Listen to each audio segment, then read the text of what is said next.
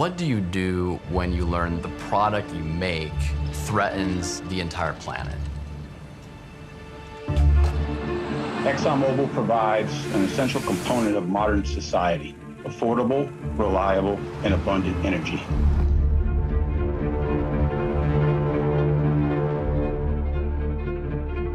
Exxon knew.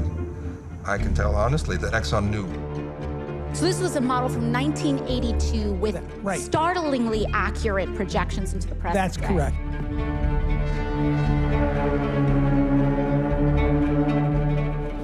They realized that it was going to be an existential threat to their business, but they made a deeply unethical decision. I don't think science is settled. I mean, how could it be? Matter of fact, science is never settled. Climate skeptics and denialists were in a position of strength. In every decisive fight, we had won. We do not know how fast change will occur, or even how some of our actions could impact it. There was such a cozy relationship between the White House and the industry. They were sowing doubt and truly casting aspersions on science. Those decades of deception have created a delay in our own understanding of the issue that is irrecoverable. We can never get that time back. These kinds of events will become more frequent and probably more intense as a result of human-induced global warming. The UN says this is a code red for humanity.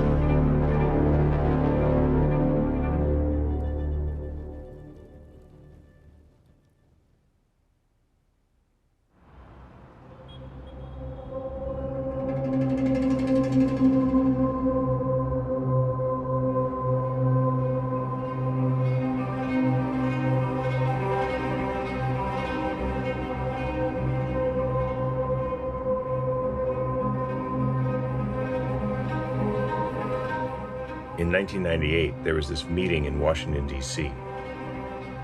that's convened by the American Petroleum Institute. Exxon is in the room, Chevron, Southern Company, with various think tank officers, communications professionals, and right-wing libertarian professionals. And they're hatching a plan to stop people from worrying about climate change. Now, by 1998, there was a clear international scientific consensus that CO2 emissions from fossil fuels were causing global warming. The plan is a wide and concerted effort to install uncertainty around climate science, to decrease political pressure by sowing doubt around the science. Their targets include media, members of Congress, school teachers, average citizens. The plan, right at the top, says victory will be achieved when recognition of uncertainties becomes part of the, quote, conventional wisdom. They said that it was never implemented, but what it shows is an intentionality. We need people to not care so much about climate change. They want to kill the science. They need uncertainty to rule the day.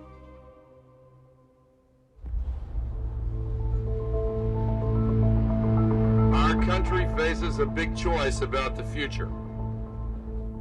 We are truly at a fork in the road. With the help of Congress, environmental groups, and industry, we will require all power plants to meet clean air standards in order to reduce emissions. The new millennium began with a historic US presidential election. Both candidates pledged to tackle climate change. The Democrat candidate, Al Gore, had long advocated combating global warming. In this election, the environment itself is on the ballot, and there's a big difference between us. I'll never put polluters in charge of our environmental laws. His Republican rival, George Bush, was a former oil executive from Texas. I mean, look, global warming needs to be taken very seriously, and I take it seriously. Both of us care a lot about the environment. We may have different approaches. During the campaign of 2000, George W. Bush put out a position paper and a speech and a statement saying that he was all in favor of putting limits on carbon emissions. And he was in favor of all kinds of government measures. It dampened the sharp contrast that I had thought was going to be very clear. Whenever there's a transition of power in Washington, D.C., there's a great deal of talk about a change in the culture as well. Bush won the contest, having promised to introduce a national limit on America's carbon dioxide emissions. Governor Whitman reflects a growing consensus in this country about environmental policy. She and I share the same point of view. The new president recruited Christine Todd Whitman to run the U.S. Environmental Protection Agency and turn his pledge into action. I grew up on a farm, and when you grow up on the land, you see the impact that humans have on it very directly. I did a lot of things to improve the environment here in the state of New Jersey while I was governor, and so it was kind of a good fit from that perspective. We had talked about climate change before I accepted the position. Some sort of a cap on carbon that limits the amount of emissions is what's critical. We were the largest emitter. If we put a cap on carbon, that was sending an enormous signal and would give us the opportunity to work with the rest of the world. I thought it was very urgent, and the president agreed with me. We were on the same page. I thought that this was our opportunity, that we could really get it done. 6 weeks after the inauguration, Whitman prepared to travel to an international gathering of environmental ministers. Before I went to my first G8 environmental ministers meeting in Italy, I went to the White House and I basically said, look, I am going to say we'll put a cap on carbon, because that had been in the campaign literature. And I ran that all the way up the flagpole at the White House to make sure it was okay and fine, go ahead.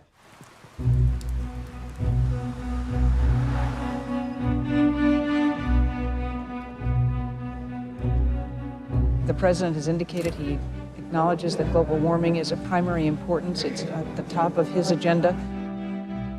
But while Whitman was in Italy, the fossil fuel industry was pressuring the White House to reverse course.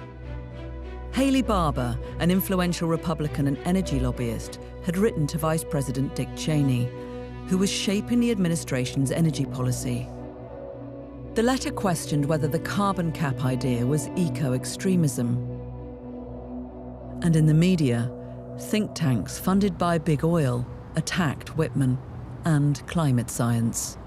Well, this global warming controversy is unprovable, but that doesn't stop people on both sides from swearing they know what the heck is going on. Joining us now from Washington is Jerry Taylor, the Cato Institute's Director of Natural Resource Studies. My objective while at Cato was to demonstrate to smart, engaged people that the case against climate action was far stronger than they realized. And I honestly and in good faith felt that the arguments against climate action were far, far stronger. And so that was my job. And I did it well. For most people, if things are very uncertain, they are not going to commit a lot of resources to address them until that uncertainty clears up.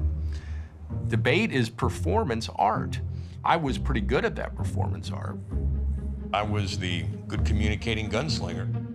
Mr. Taylor, last word. 2 months ago, when Christy Todd Whitman was nominated at the EPA, she was asked about global warming and babbled something about ozone depletion, so she's scarcely the expert I'd want to cite about global climate science. But should we do anything, Mr. Taylor? We've already had about a third of the amount of warming that we're going to get this century. It's already happened, and crop yields are up, life expectancy is up. All right, so you're fine, and Ms. Callahan is batting it down. Things are fine so far. The administration was extremely close to the energy industry and those conservative think tanks. When I returned from Italy, I heard some rumors that all of a sudden we weren't going to go forward with a cap on carbon. So I asked for a meeting with the president, went over and met with him. And it was a done deal. In fact, as I walked out of the office after that meeting, The vice president was just coming by and said, "Do you have a letter for me?" I didn't know what letter he was talking about. He asked the secretary, and they handed him an envelope, and he was on his way up to the Hill, and it was the letter to the Senate that said, "We're not doing a cap on carbon. Too bad, rest of the world." The president claims he dropped the plan because it would drive up already inflated energy costs. But the announcement left his EPA chief, who had vigorously promoted the curbs, twisting in the wind. I was really blindsided when I found that we were backing out of that pledge. I was monumentally disappointed, especially in the way that we did, essentially flipping the bird to the rest of the world. The industry is a great lobbyist. Vice President Dick Cheney had previously headed Halliburton, one of the world's largest oil service corporations. You got that feeling that there was a pretty open door that they had to the West Wing. And Vice President Cheney, who was certainly not a believer in climate change or doing much about it. The Vice President was industry through and through. And he was very persuasive in his arguments, as were some of the Republicans on the Hill, about how this was going to kill the economy, that we needed more energy, we could not start to put a cap on carbon. And so there just was no appetite, economically, politically, or otherwise, to go forward with a cap on carbon.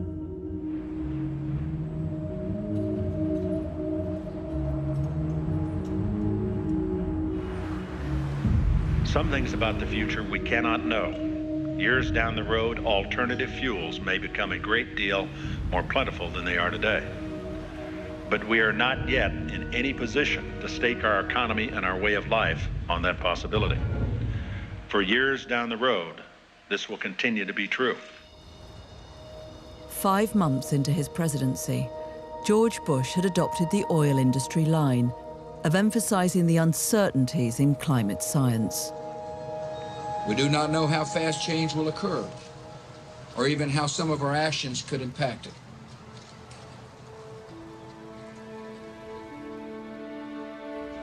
It really was a tragedy. If President Bush had gone forward with a cap on carbon, it would have made an enormous difference.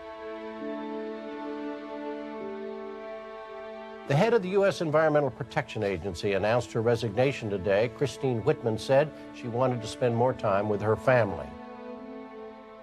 Once we'd gone through this, what I would call a debacle over the cap on carbon, there was no appetite for addressing climate change at all. That was it. I mean, we just didn't talk about it. The industry was winning a lot of battles that I was losing. I mean, ultimately, that's what led me to leave the administration. I wasn't going to just be a rubber stamp for industry, and I just had had enough. To the weather now, and it is awful. Triple-digit temperatures. Soldiers are helping residents from parts of North Yorkshire to leave their flooded homes. Hurricane Opal is the 9th hurricane of this long season. In many places, the downpours triggered flash floods and blocked 12 people killed by last week's series of California storms, the most expensive in the state's history. History's biggest merger created America's largest company, and together Exxon and Mobil will be the biggest oil company in the world. 123,000 employees, $200 billion in revenue, and 47,000 gas stations worldwide. The Bush administration's decision not to act on climate change was a victory for America's oil companies, especially ExxonMobil. Its CEO, Lee Raymond, was close to the vice president. You rolling? Yes, sir. As chairman and chief executive officer of one of the world's leading energy companies, Lee Raymond has helped to improve the lives of countless people all over the world. And as the head of a major science and knowledge-based corporation, Lee understands the critical importance of science and technology to continued progress and economic growth, both at home and abroad. I've been investigating the fossil fuel industry for decades. Exxon was a ringleader, and they were at the center of the campaigns that were around in the late 90s, early 2000s to stall climate policy. Exxon had emerged as the real bully on climate change, headed by Lee Raymond, who was a hardened denier. Number 2, please. Thank you, Mr. Chairman. I'd like to comment on the findings of fact about the relationship between the burning of fossil fuels and climate deterioration. I understand that a corporation's policy is that this remains in the realm of the unproven, but I would like to state from the broad scientific community that this is in fact a well-established fact. There is no convincing scientific evidence that human release of carbon dioxide, methane, or other greenhouse gases is causing or will, in the foreseeable future, cause catastrophic heating of the Earth's atmosphere and disruption of the Earth's climate. Lee Raymond kept hammering away the idea of scientific uncertainty about human activity driving climate change, even as the science grew more certain. There is a substantial difference of view in the scientific community as to what exactly is going on. I could assert to you that I don't think this is happening. My mind is open enough to say I'm going to listen to the science.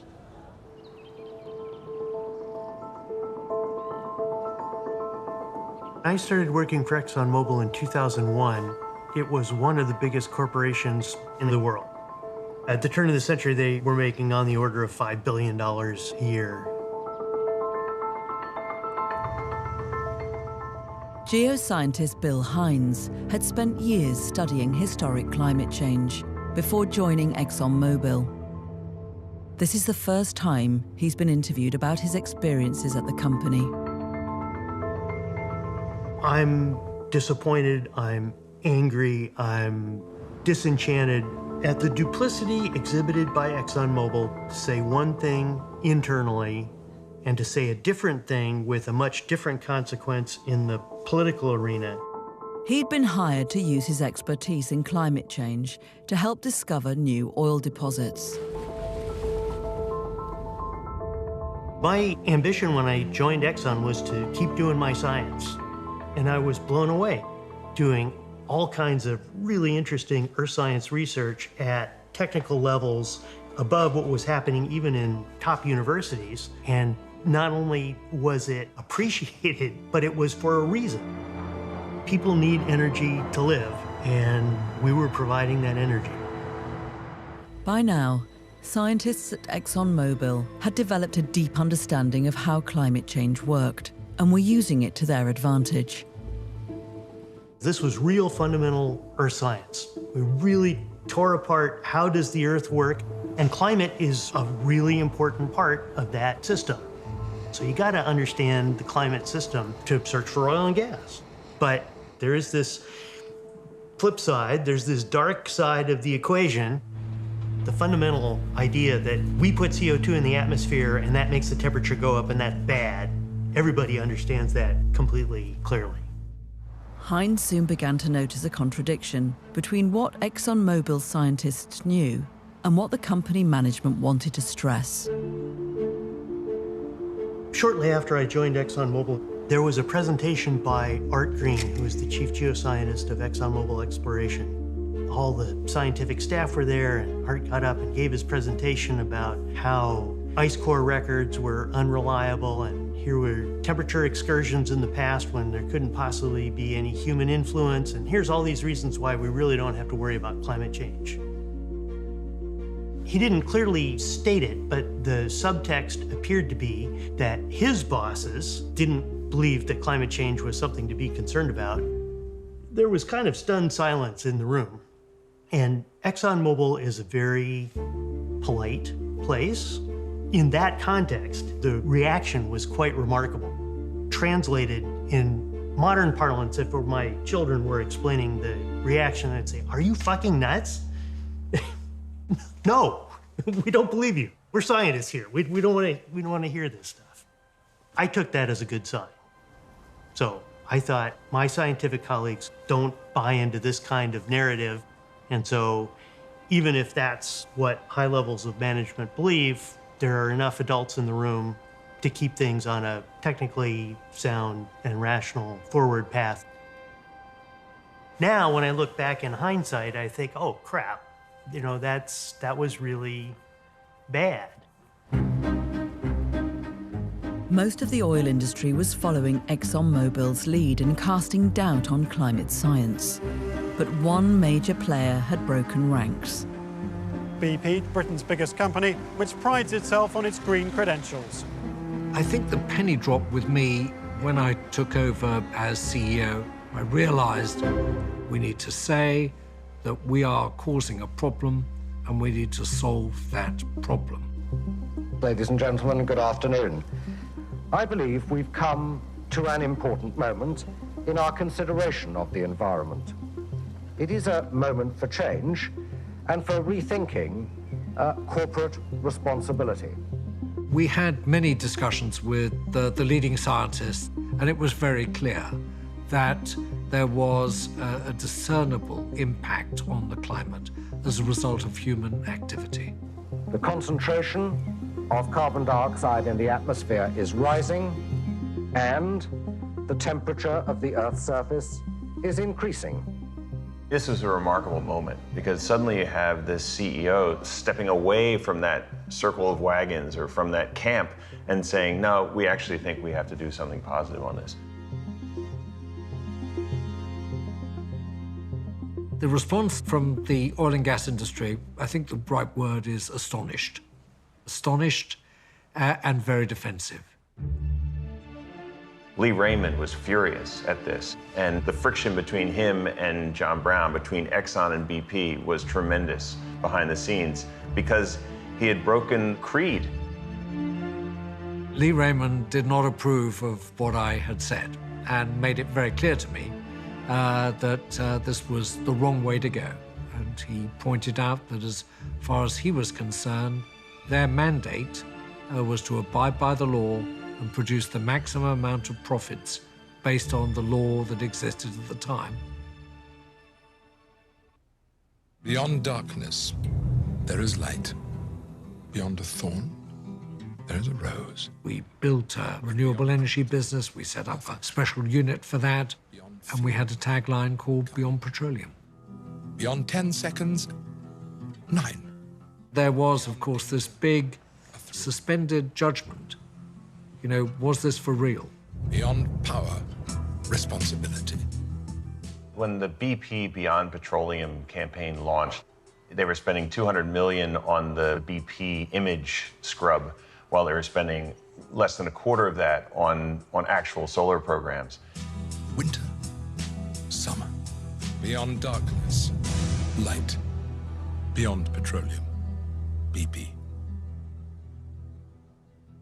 The BP little green flower logo and their Beyond Petroleum was derided and ridiculed within ExxonMobil.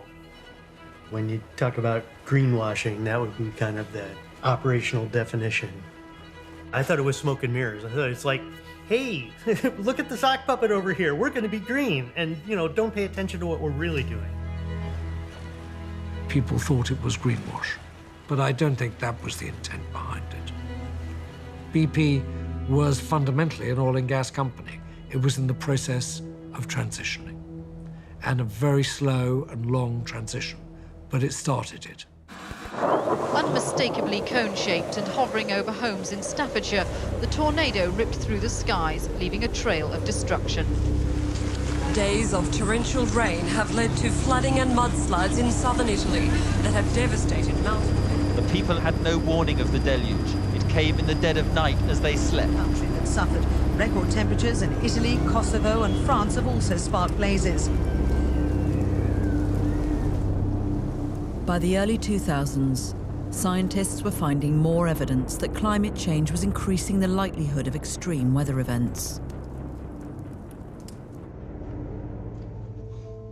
Michael McCracken was one of the US government's senior climate scientists. My career was in climate modeling. From 1997 to 2002, I was in charge of helping make the first climate assessment on the US, what would be the impacts. And what we found is that there was no question that it was rising concentrations of CO2 doing that. So that puts more pressure on this issue of phasing out fossil fuels.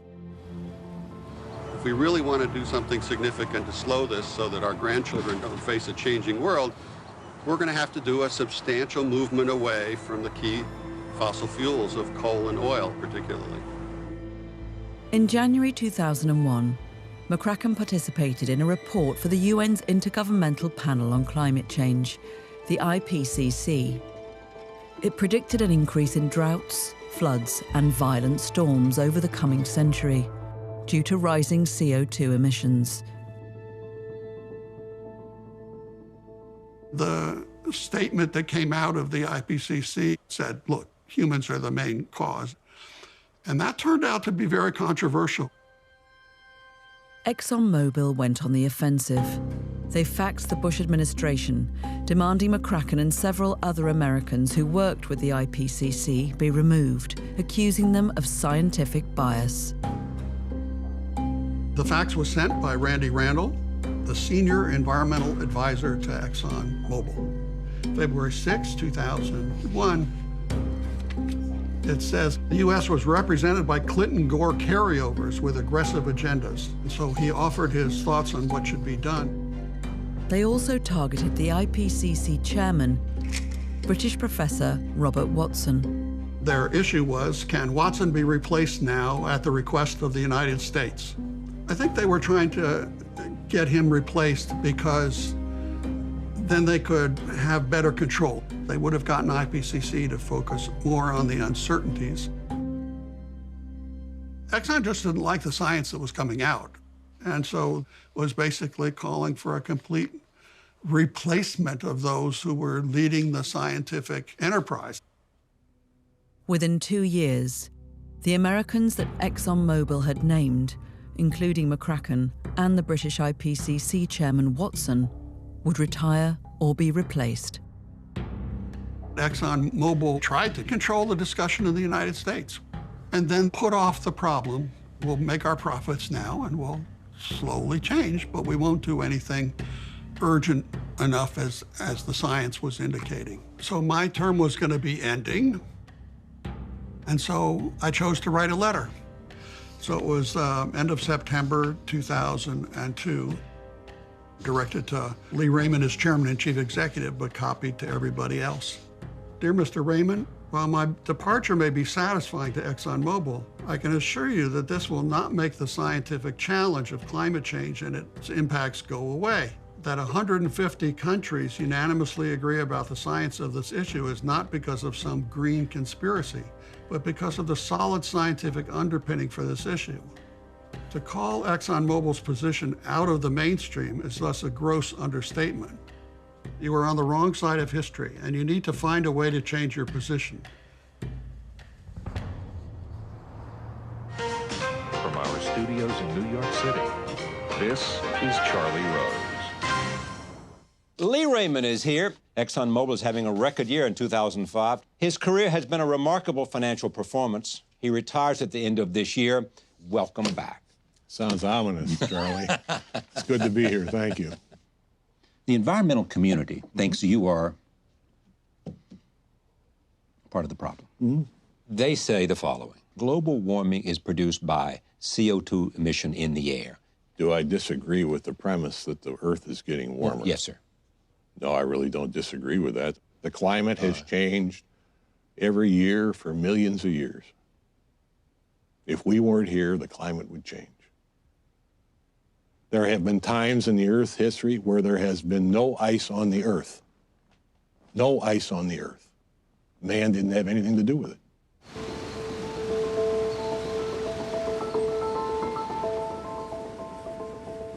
ExxonMobil continued to promote doubt and uncertainty about climate science using advertorials, advertisements designed to resemble journalistic content in major American newspapers.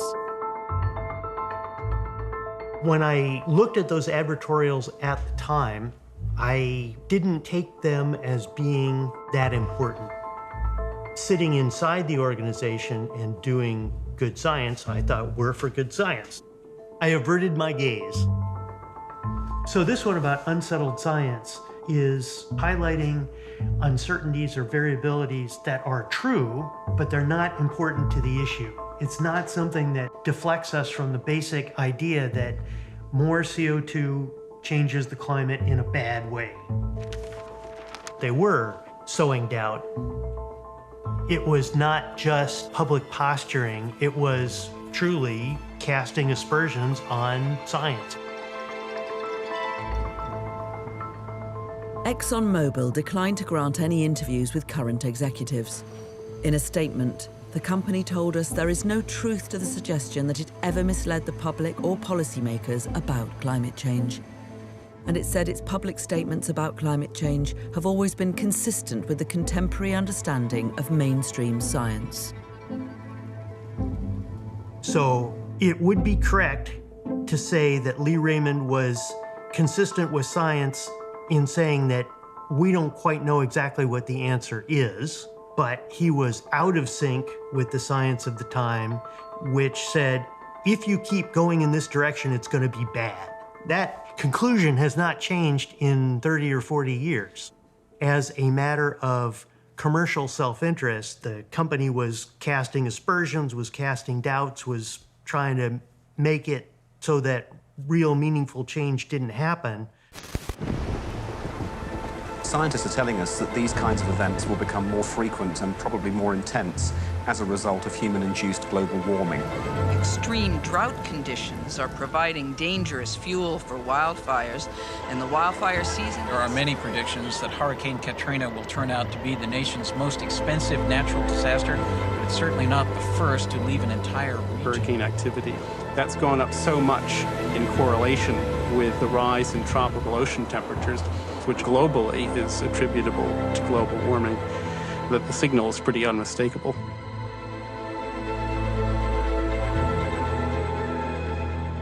As the science and the warnings became clearer and more urgent, some of the fossil fuel industry's most reliable allies started having doubts. I look back on the work I did at that time with a lot of grads. Well, sure, you can run through your parade of horribles that we've heard about over the years. We were told that there would be massive die-offs from overpopulation and famine, and that never happened. Then people would starve, and that never happened. And now we've got a global warming situation, allegedly. It became increasingly clear to me that as I debated smart people on the other side, using state-of-the-art information that was being generated in real time in the academic literature, that my job became increasingly difficult. The arguments weren't holding up. That began my move away from climate skepticism, because as the 2000s play out, the arguments for action on the scientific front become stronger and stronger and stronger. If I had known at the time what ExxonMobil internally knew, as we are becoming increasingly aware, no, I would definitely have been in a different place. If there was an intervention I could make through a time machine, believe me, I'd tackle my other self and drag him off the stage and get him to do something else for a living. The Prime Minister's warning that oil firms should pass on price cuts came as BP announced its biggest ever quarterly profits. The BP boss has presided over a bumper time for his company. He's kept profits pumping into their billions. BP was now making record profits from oil and gas, but its solar division was struggling.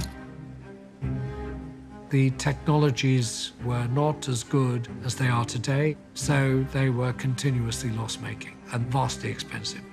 And the price was coming down, but we could never get it down far enough to make it a commercial proposition. I left the company shortly thereafter.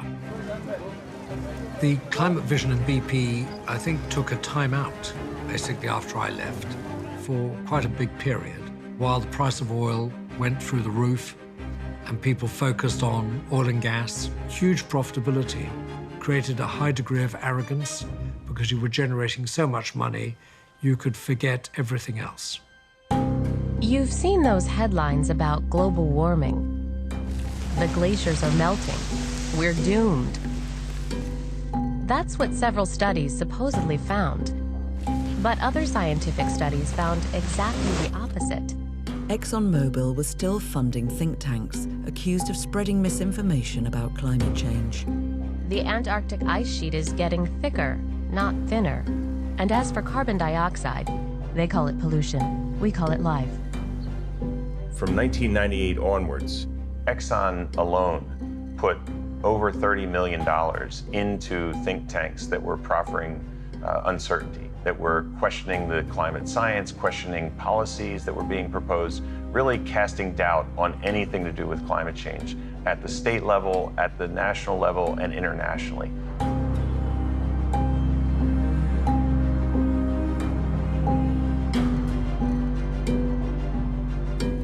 The company's new CEO, Rex Tillerson, now acknowledged that climate change was a risk, but defended questioning the science. Exxon still funding organisations and individuals that consistently put forward the view that global warming is not caused by human activity. I don't really read that, and when I read what these groups are publishing, what they are examining are holes in the science, gaps in the science, things that don't have a good scientific basis.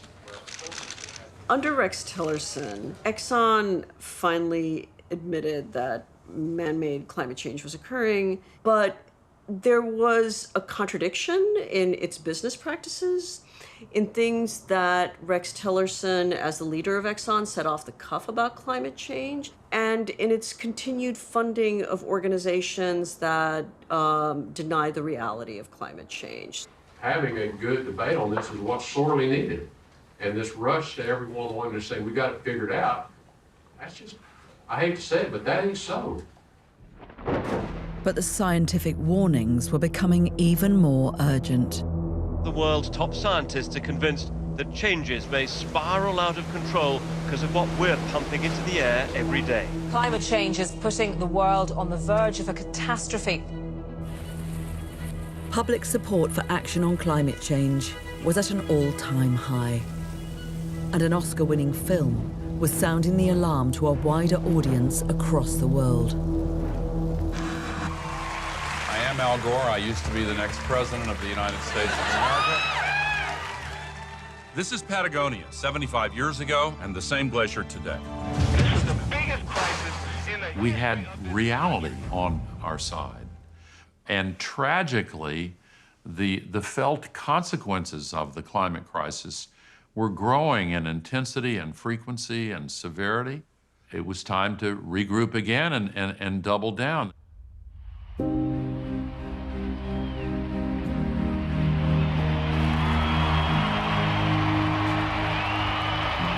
am absolutely certain that generations from now, we will be able to look back and tell our children that this was the moment when the rise of the oceans began to slow and our planet began to heal. This was a big moment when President Obama was elected.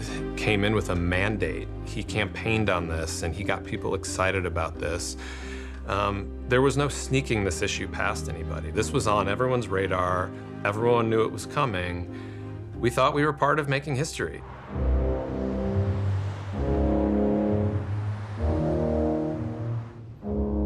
Inside ExxonMobil, top executives were plotting how to respond. They contacted Bennett Freeman, a specialist in human rights and corporate responsibility. I had an informal conversation in the back of a limousine with Ken Cohen at ExxonMobil, who was essentially their chief policymaker and public affairs officer. I thought that Exxon was shamefully out of the action because it had become so apparent that climate science was real.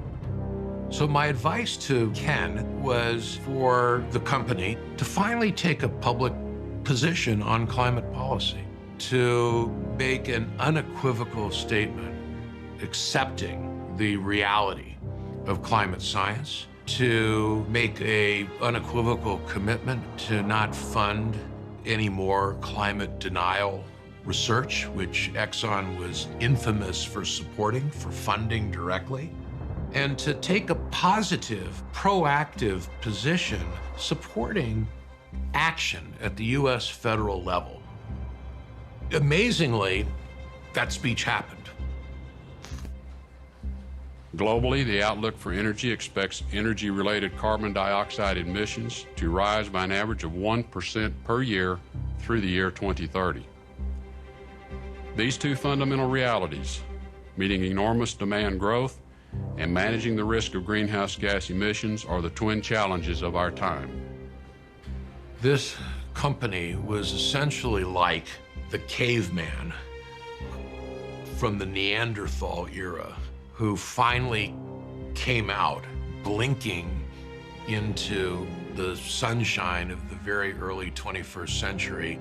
Yet, it was, I think, the first time that, at least at the CEO level, they just started to take a policy position that was potentially constructive.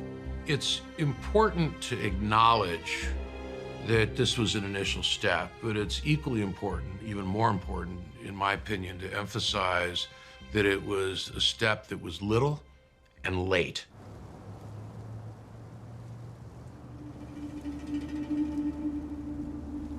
I ask this Congress to send me legislation that places a market-based cap on carbon pollution and drives the production of more renewable energy in America. That's what we need.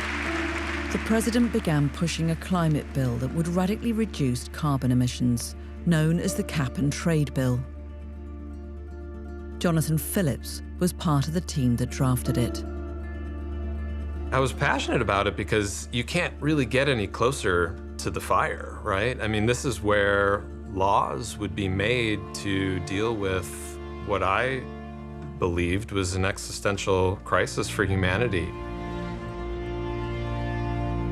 The ultimate goal of the bill was to reduce carbon emissions by 80% below 2005 levels by 2050. And that's a lot of fossil industry. A lot of oil and gas producers, the coal miners, the coal companies, refineries. It was going to hit someone's pocketbook. ExxonMobil opposed the bill, in spite of its new position on climate change. But other major players in the oil industry would lead the counterattack. The strength of the forces arrayed against us was quite large. I raised $300 million to run primetime advertisements in support of President Obama's climate initiative. I knew by then that the large polluters would stop at nothing to try to prevent it. Koch Industries has been called the biggest company you never heard of. The sprawling giant includes pipelines, petrochemicals, asphalt plants, trading floors. Based in Wichita, Kansas, it sells everything from gasoline to beef. In 2009, Koch Industries is the second largest privately held company in the United States, whose annual sales are bigger than that of Goldman Sachs, U.S. Steel, and Facebook combined. Koch's core business is distribution. It owns 37,000 miles of international pipeline. Koch is just deeply embedded in the fossil fuel infrastructure. It trades, ships, and transports natural gas, oil, gasoline. So when you think about anything that would reduce demand or increase the price for fossil fuels, it's a tremendous threat to Koch's business. Koch Industries was owned by two brothers, David, who died in 2019, and Charles.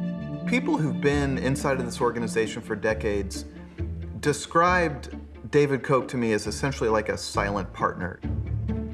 Charles was the master strategist. This is a person who understands science, who lives by science, who lives by data.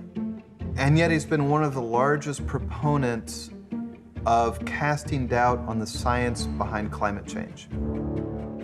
This was a moment when the potential for passing climate change regulation was more real than it has ever been in US history. Full stop. That's why you saw the Koch political machine kick into high gear. Do you believe in anthropogenic climate change? I mean, there are such things as greenhouse gases, and they're contributing to that, but I don't think anybody knows how much. I don't think science is settled. I mean, how could it be? Matter of fact, science is never settled. David Hoffman was an environmental lawyer at Koch Industries. This is the first time he has spoken on camera about his work there. My father-in-law, basically his message to me was, don't work for the devil. This is a company that doesn't care about the impact they're having on the world, in the world. It encouraged me even more to work for Koch Industries because I felt like maybe I can convince people, you know, within Koch Industries that environmental compliance is not such a bad thing. Hoffman was given the job of assessing what the climate bill would mean for Koch Industries. He met with a team of senior Koch lobbyists. I was invited to this meeting. The discussion quickly turned from the possibility that this bill might pass and what we should be doing to prepare for it, to a discussion about how are we going to prevent it from passing, who are vulnerable Republicans that we need to target to make sure that they don't vote for this bill. We cannot let this bill pass. We won't let this bill pass, and we have to do everything in our power to prevent it from passing. Welcome to Americans for Prosperity Foundation. The Koch brothers poured money into the effort to kill the bill. The right-wing advocacy group Americans for Prosperity spearheaded the effort. 5 years ago, my brother Charles and I provided the funds to start the Americans for Prosperity. And it's beyond my wildest dreams how AFP has grown into this enormous organization. 800,000 activists from nothing 5 years ago. Backed with Koch money, AFP had begun rallying opposition on the ground across the country. Steve Lonergan, a senior staffer at AFP, helped mobilize the movement. This country is heading in the wrong direction. But like Americans have always done, we're gonna rise to the occasion. You know that. We're not gonna let this cap and trade bill pass. I see an underlying anti-American sentiment behind much of this climate change discussion. Today's axis of evil is the Communist Chinese Party, American woke activism, and the Intergovernmental Panel on Climate Change. Those three elements together are designed to drive down America's productivity. That's what's at stake. We as Americans have reached the moment of realization that the very core values and principles are under attack like never before in our lifetime. It became very obvious that the Republican Party was not prepared or willing to fight the fight. And Charles Koch, who, in my opinion, is a hero and a visionary, saw this problem. So we had a multifaceted, hard-hitting approach, pressuring Republicans who were weak-kneed and Democrats who were vulnerable, whose states would be impacted by this. If you're gonna go into a war like this was, the first thing you need to do is get your troops marching, get them energized. And that's what we did in that summer. It was a time when many Republican supporters were joining the conservative Tea Party movement, which advocated lower taxes and smaller government. This was a volatile time in American life. We had just had the biggest economic collapse since the Depression. The Tea Party movement was animated by a lot of genuine political passion. Koch very cunningly stepped in and channeled that energy to Koch's end. Koch took that passion and also told these people, oh, hey, by the way, the government is trying to regulate greenhouse gases, which is another form of socialist tyranny, and they're trying to take your country away from you. We're gonna kill the bill!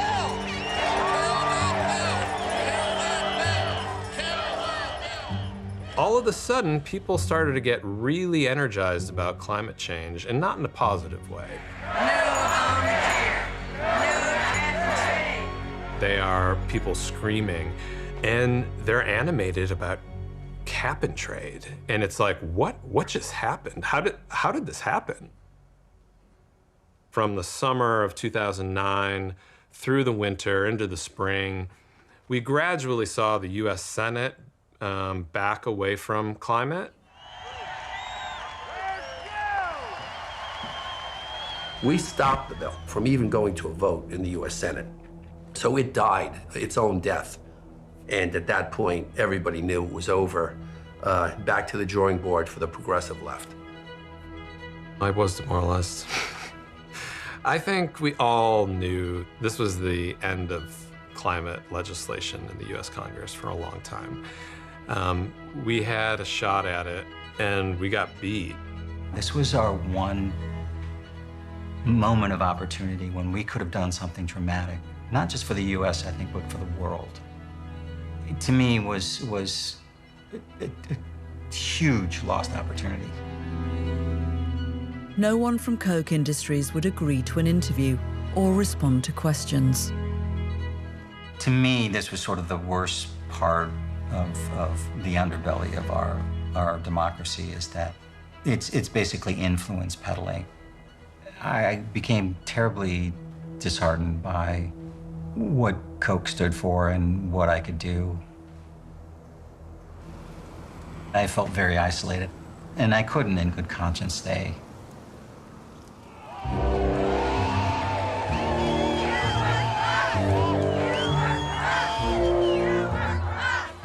But the Kochs didn't stop there. They now set about removing from office any Republican politicians who'd previously supported climate action by backing rival Republican candidates. The Republican Party needed to be shored up. It needed to be propped up. It needed to be given a backbone. You know, some incumbent can be sitting there all fat and happy, thinking they're ensconced and can't be beaten, and someone can come out of nowhere and knock them out in a primary. Global warming. It's all a hoax. You get your just desserts. This is where you saw the perfection of the primary strategy, whereby Koch would give money to a primary opponent to take out a congressperson that had crossed Koch on climate change. Bob Inglis was a Republican congressman who the Kochs had previously supported. Now they withdrew their funding and backed another candidate. My most enduring heresy against the orthodoxy at the time was just saying climate change is real and let's do something about it. They didn't want their money being spent on somebody that was talking what I was talking. One very memorable occasion was a big tent meeting. All of my primary opponents were there. The guy asking the questions was a local Christian radio talk host. And his question for me was, is climate change human-caused, and do you support a carbon tax? And so I said yes and yes. I do believe that humans contribute to climate change, and actually, let me strike that. I don't really believe it. It's not an article of faith for me. All of my faith tells me to look at the data. The data says that's happened. And then it goes to the guy that we were concerned about, because he's a very capable fella. No on cap and trade, no on carbon taxes. I've been a prosecutor for 16 years. I'm used to having things proven to me and proving it to other people. Global warming has not been proven to the satisfaction of the constituents that I seek to serve. I remember thinking, that was a particularly good political answer, but it won't win you a profile in courage, but you know, a good answer politically. Let's go ahead and take a look at the numbers. It is a huge margin of victory. Inglis lost every county in the district. He is a seasoned congressman going down to a huge defeat tonight. You know, it's quite a spectacular faceplant to get just 29% of the vote after 12 years in Congress. And it became a lesson to others, you know, that you toe the line. They wanted to make sure that other Republicans knew, you deviate from this and we will get you. And so, yeah, my scalp and others were hung on the wall, I think, to show this was going to happen to you. Object lesson, you know?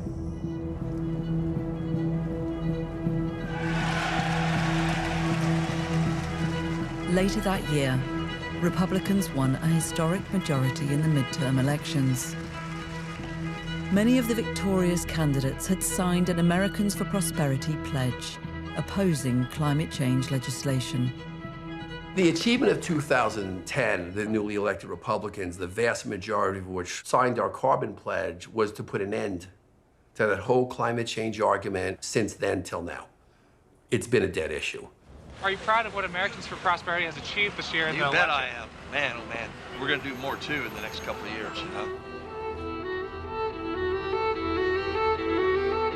Koch Industries was able to reshape the Republican Party into one that identified with the idea that climate change is not real, that the science is a hoax, and that is a position of zero compromise and total opposition, not only to any laws, but even to an acknowledgement that the problem is real. I don't think in anyone's wildest imaginations on the industry side did they think that the hoax argument would get to become the mainstream argument of their party. It did. That's half of our political system. So you can't really get anything done if one party is not even going to be a part of the debate. We're politically gridlocked, and what happens in the U.S. on climate policy is a major element, of course, of what happens globally. This climate crisis is burning up the planet.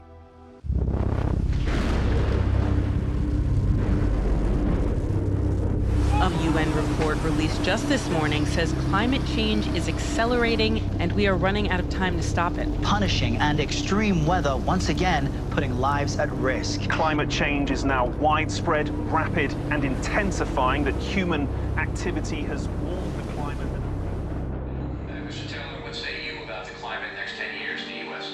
Well, almost all the warming that we've seen in the United States has occurred at night and during the winter. I absolutely feel used by my old allies. There were people in the fossil fuel industry and actors in these major oil companies who knew full well that the narratives coming out of the mainstream scientific community and the IPCC were exactly correct. All I have in my defense is to say that I made the argument in good faith at the time. In my opinion, the fossil fuel industry has been engaged in a multi-decade act of fraud.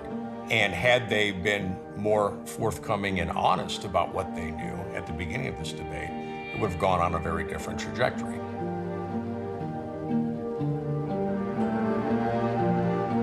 I've been involved with the oil and gas business since the 60s.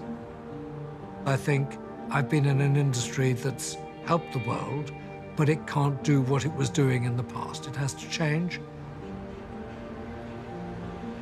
Looking backwards over the last 25 years, we really have lost a quarter century in what we should have been doing.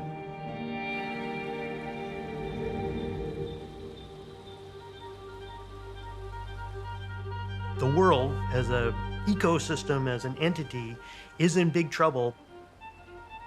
To think about the fact that we are making it worse, that's a hard thing to wrap your head around. If I could have seen earlier that the hydrocarbon industry writ large was responsible for distracting attention from climate change, I would have taken a different path. I bear responsibility for having created bad outcomes. I consider often what kind of world are my grandchildren going to live in. 50 years from now, they will rightly look back and say, "What were you thinking?"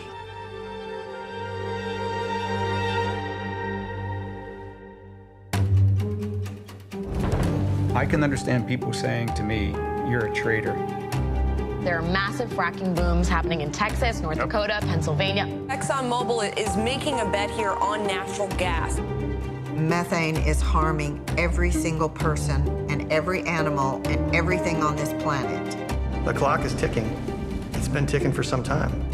Global warming, and a lot of it's a hoax. It's a hoax. I mean, it's a money-making industry, okay? It's a hoax.